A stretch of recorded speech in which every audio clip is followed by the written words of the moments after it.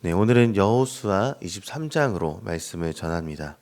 네, 오늘 본문인 여호수아 23장과 그리고 다음 장 24장은요. 여호수아의 마지막 설교, 그러니까 고별 설교를 담고 있습니다.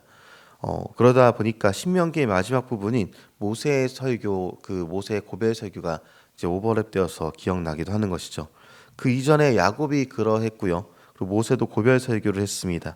그리고 사사기가 지난 후에 사무엘과 또 다윗이 이렇게 고별 설교를 한 사람들로서 추가가 되기도 합니다. 이 고별 설교를 한 사람들의 특징을 보니까요. 그들의 파란만장했던 삶에 결정과 흠도 같이 존재했더라라는 것입니다. 처음부터 온전한 모습으로 하나님을 섬기지도 못했었고요. 하나님의 마음이 맞는 사람이라는 말을 들었던 그 다윗조차 결점이 많이 있었던 사람이었죠. 그리고 어쩌면 여호수아도 마찬가지입니다. 가나안 정복 전쟁에서 실수와 실패가 있었습니다. 기브온 민족 및 전부 몰아내지 못했던 가나안 민족들이 있었던 것이죠. 그럼에도 불구하고 하나님의 종으로서 살아왔고 마지막 순간에 다른 이들을 향해 하나님의 은혜와 법 가운데 살기를 권면하고 있는 것이 오늘 본문의 모습입니다. 오늘 본문 1절부터 보면요. 여호수아의 첫 번째 권면을 다루고 있는데요. 그리고 여호수아의 고백에는 하나님께서 원수들로부터 쉼을 얻게 하셨다라는 고백을 담으면서 시작하고 있는 것이죠. 여호와께서 주위의 모든 원수들로부터 이스라엘을 쉬게 하셨다. 그렇게 말하는 것입니다. 가나안을 정복하라는 명령을 여호수아에게 주셨고 여호수아는 부족한 부분은 분명히 있었지만 그럼에도 불구하고 하나님께서 맡기신 과업을 모두 이룬 셈이 된 것입니다. 하나님께서 맡겨주신 사명을 완수하는 그 순간의 기쁨이 얼마나 거대했겠습니까? 여호수아가 누린 복이 있다면 하나님이 주신 명령 가운데서 하나님의 승리하심을 계속해서 보아왔고요. 또 그 명령 자체가 완수되어져 가는 것도 계속해서 지켜보는 그런 기쁨을 누린 것이 여호수아가 누린 복입니다. 이러한 상황에서 신약을 사는 우리의 기쁨에 대해서 한번 생각해 보면요.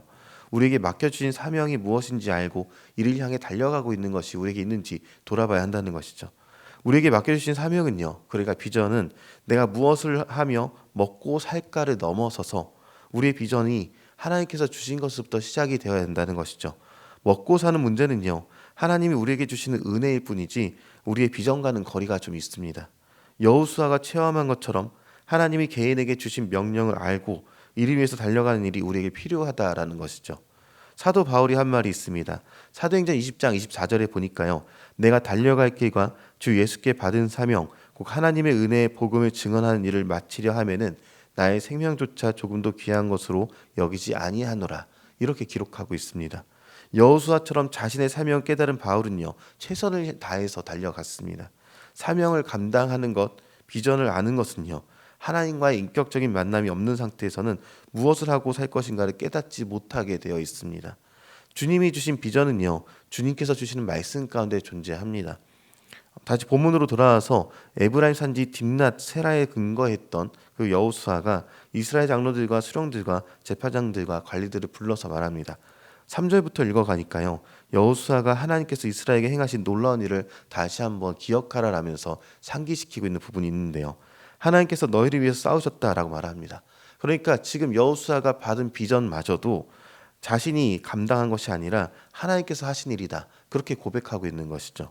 하나님께서 그동안 모세와 여호수아와 함께 하시며 이스라엘을 위해서 싸우신 수많은 이들을 상기시켜 보라 말합니다. 하나님이 싸우시는데 이스라엘은 그의 도구가 되어 움직인 것이죠. 그 다음입니다. 여호수아는 지금 하나님께서 처음 민족의 지도자로 부름을 받을 당시에 그 두려움을 떨던 당시에 자신에게 나타나셔서 말씀하셨던 말을 그대로 이스라엘에게 권면하고 있는 것이죠.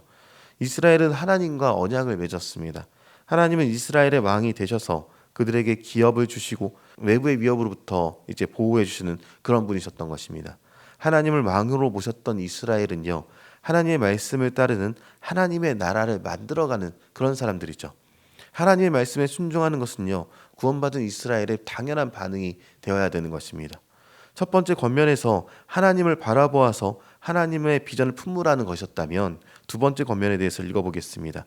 오늘 본문 여호수아 23장 11절 말씀인데요. 11절 말씀 같이 함께 읽겠습니다. 그러므로 스스로 조심하여 너희의 하나님 여호와를 사랑하라. 아멘. 스스로 조심하라. 무엇에 대한 조심입니까? 주변 나라가 갖고 있는 우상들에 물들지 않도록 그들의 문화에 물들지 않도록 하는 조심을 가지라라고 말합니다. 그러면서 너희 하나님 여호와를 사랑하라 명하는 것이죠. 사랑하는 이들은 사랑하는 이의 말을 마음에 담아두고 지키게 되어 있습니다. 하나님을 사랑하는 자가 되어서 하나님의 말씀을 지켜 행하라라는 것이죠. 하나님을 사랑한다는 것은요, 신명기 10장 15절에도 언급하듯이 하나님께서 이스라엘을 기뻐하시고 사랑하셨던 것에 대한 반응으로서의 사랑입니다. 만약 이스라엘이 여호수아의 권면에 귀를 기울이지 않고 어긋난 삶을 살게 된다면, 주변 나라들과 비슷한 방식으로 살아간다면 하나님이 정하신 땅에서 그의 백성이 아닌 자를 쫓아내신다까지 말씀하고 있는 것이죠. 그렇다면 하나님을 사랑하라 말했는데 그 방법이 무엇인가? 12절부터 그 내용을 확인해 볼 수 있습니다. 바로 이방 민족들과 혼인하지 않으며 왕래하지 않는 것을 이야기하죠. 결혼이라는 것이 그저 개인과 개인의 육체적 결합을 의미하는 것이 아닙니다. 삶과 세계관의 공유입니다. 그리고 고대 근동에서는 신앙의 공유까지 이어지게 됩니다. 하나님을 향한 사랑이 퍼져가면 좋겠지만 사람의 죄성은요, 반대로 우상을 받아들이는 모습으로 변하게 됩니다. 여기서 중요한 것은요, 이스라엘이 이스라엘다우려면요, 하나님 앞에 바로 서는 것, 하나님을 사랑하는 것 외에는 방법이 없다는 것이죠. 그리고 이 길이 이스라엘에게 가장 복된 길이고 좋은 길이며 창조주의자 언약의 당사자의 하나님께서 말씀하신 길인 것을 기억하라라는 것이죠. 14절에 여호수아는요, 자신은 온 세상으로 가는 길로 간다라고 말합니다. 그러니까 죽음을 향해 간다 이렇게 얘기하고 있는 것이고요.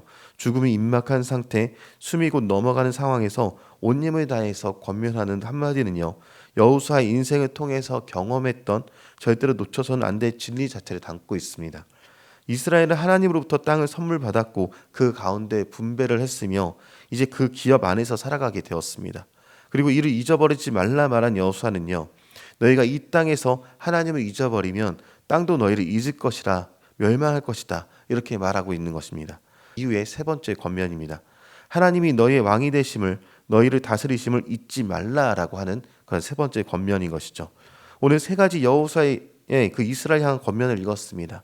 그리고 이 권면은요, 동일하게 우리에게도 이어지고 있습니다. 이 땅을 살아가는 모든 그리스도인들은 예수님의 은혜로 구원을 받아서 하나님이 허락하신 땅을 걷는 사람들이죠. 그렇게 여호수아의 권면처럼 하나님만을 바라보고 하나님만을 사랑하고 하나님이 우리를 다스리심을 잊지 말아야 하는 것이 이 땅을 살아가는 그리스도인들의 자세가 되어야 하는 것입니다. 이를 기억하셔서 오늘 주님을 바라보면서 주님의 비전을 품고요, 또 사랑하고 잊지 않는 저와 여러분이 되시기를 주님의 이름으로 소망합니다.